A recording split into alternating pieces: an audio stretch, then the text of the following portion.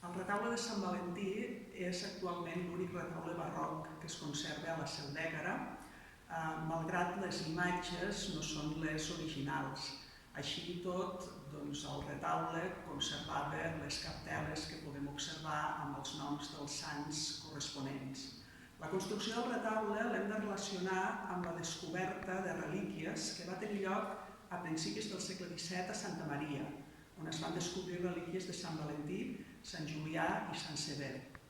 Degut a les relíquies de Sant Valentí tenim aquest retaule, del qual no en conservem contracte de construcció, però per la seva forma, per la seva morfologia, com les columnes, com la presència de les columnes salomòniques, podem situar-lo entre finals del segle XVII i principis del segle XVIII.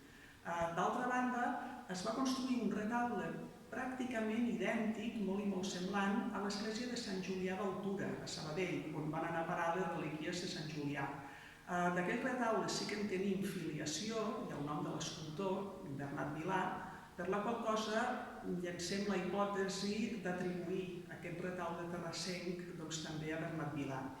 En qualsevol cas, el retaule que ens arriba avui en dia és un dels escassos exemples de barroc vallesà, conservat in situ, i també un exemple de l'evolució en la decoració i el mobiliari d'aquestes esglésies des del seu inici fins a l'actualitat.